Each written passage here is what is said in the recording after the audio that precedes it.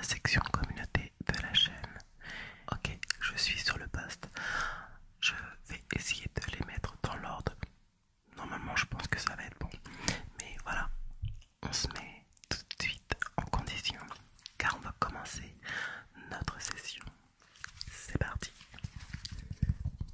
Pour commencer, merci aux personnes qui ont laissé des petites histoires. C'est juste super sympa et ça permet de diversifier le contenu de la chaîne. Et j'apprécie tout particulièrement le fait que vous vous sentez à l'aise dans le sens où parfois on pense que une histoire c'est pas important. Par exemple, si je vous raconte que j'ai acheté un t-shirt hier, ça n'intéresse personne.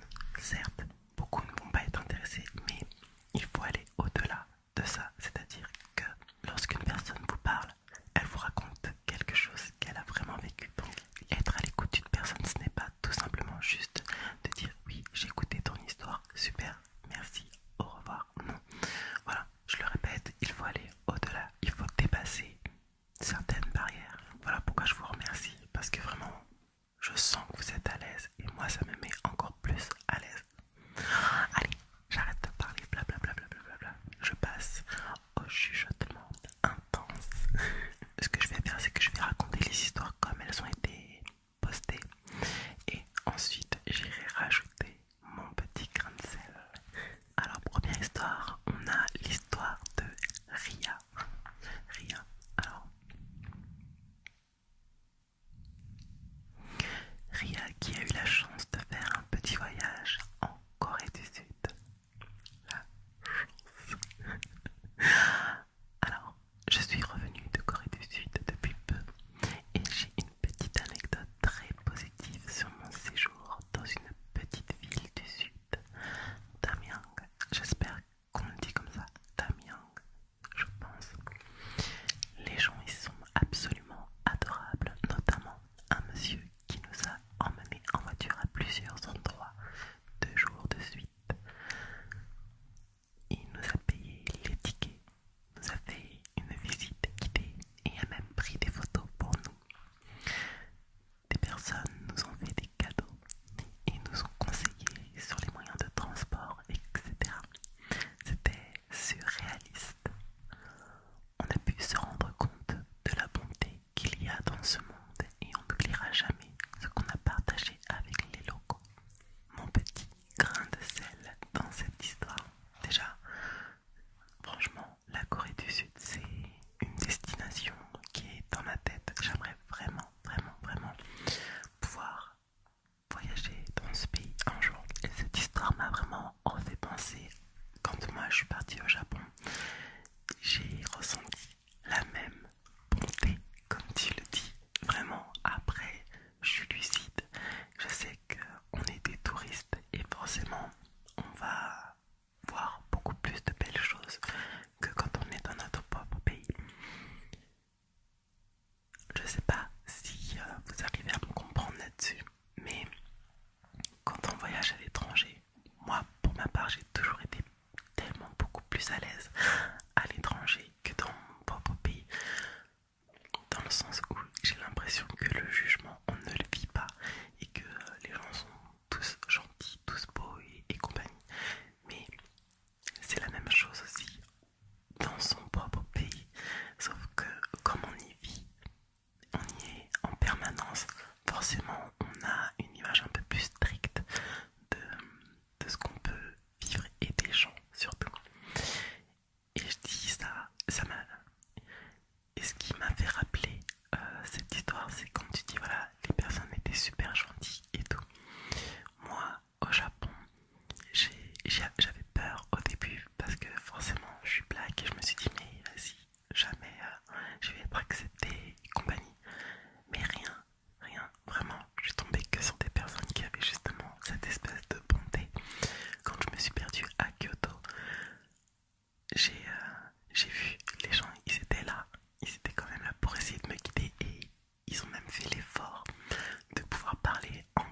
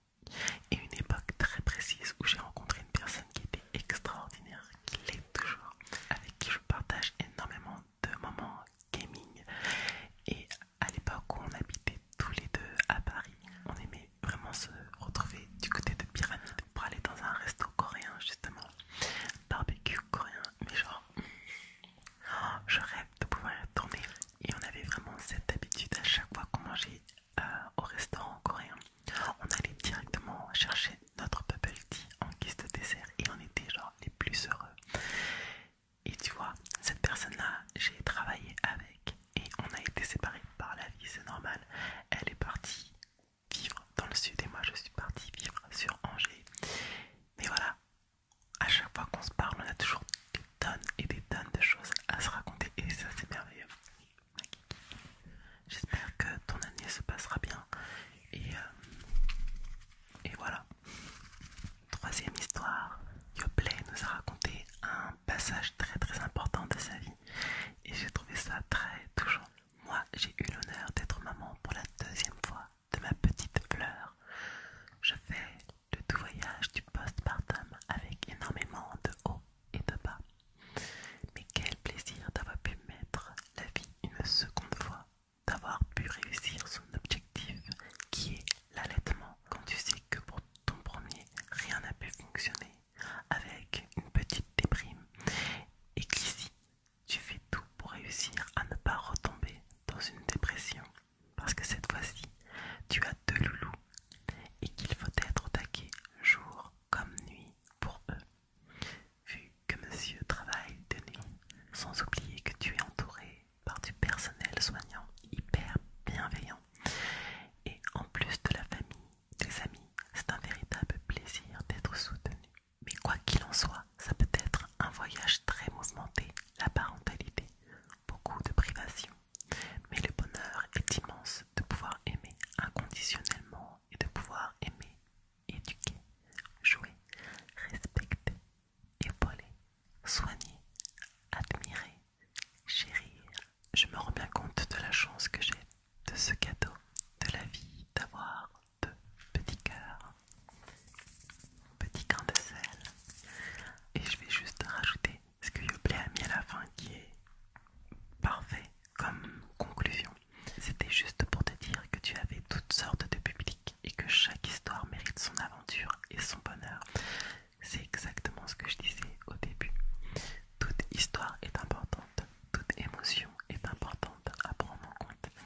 Ce qu'il y a de beau dans ton histoire, c'est que voilà, tu apprends énormément de choses et tu continues d'apprendre des choses de la vie. Et c'est ce qu'il y a de bien. Voilà.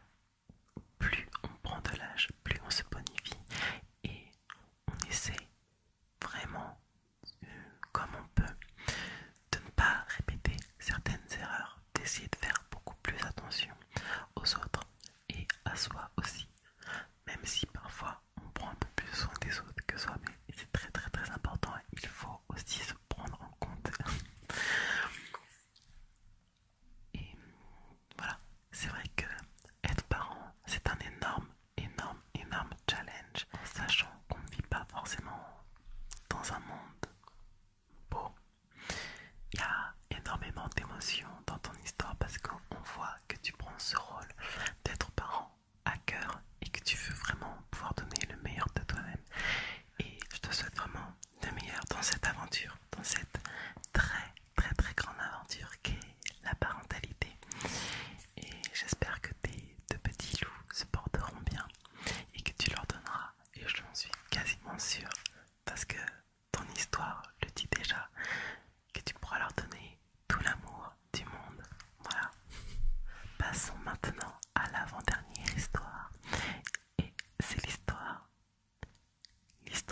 de Elisa. Elisa qui nous raconte que cet été, elle est partie à Hockey Coral. C'est un parc d'attractions qui est dans le sud avec pas mal de manèges assez bien sur le thème western. J'ai fait plusieurs montagnes russes à sensation. Je pense que j'ai fait les plus dangereuses en quelque sorte. Ensuite, je suis allée à la plage me baigner. Une semaine plus tard, je suis allée à Walligator, un parc d'attractions vers Agen, avec juste à côté Aqualand. À Walligator, j'ai fait le plus grand 8. Je ressentais beaucoup de sensations. Il fait assez peur, mais je suis quand même fière de moi de l'avoir fait. Après, j'ai fait toutes les attractions à sensations, mais j'ai aussi fait une des plus dangereuses, car je ne sais pas si vous voyez la tour de la grande tour rouge qui monte et qui descend. Eh bien, cette tour était en panne, et quand on a fait le manège en question, on est resté bloqué en haut pendant 5 minutes. Les freins étaient à 2 doigts de lâcher. Le lendemain, je suis allée à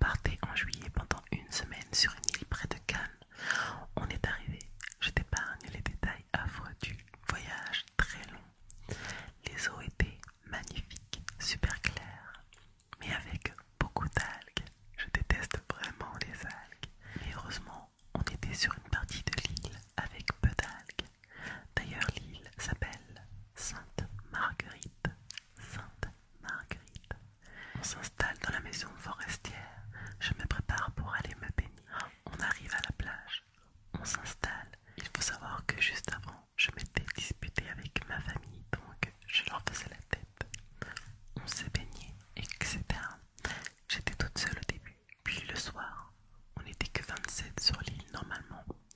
On décide de faire un tour de l'île. C'était magnifique et magique. Cannes était juste en face, brillait de mille feux.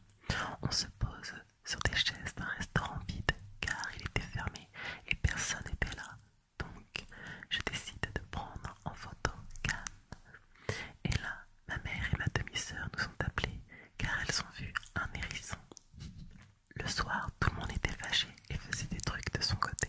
Ma demi-sœur et moi avons vu ma mère et mon beau-père aller à la plage le soir. Donc nous, on décide d'y aller en cachette et de se baigner.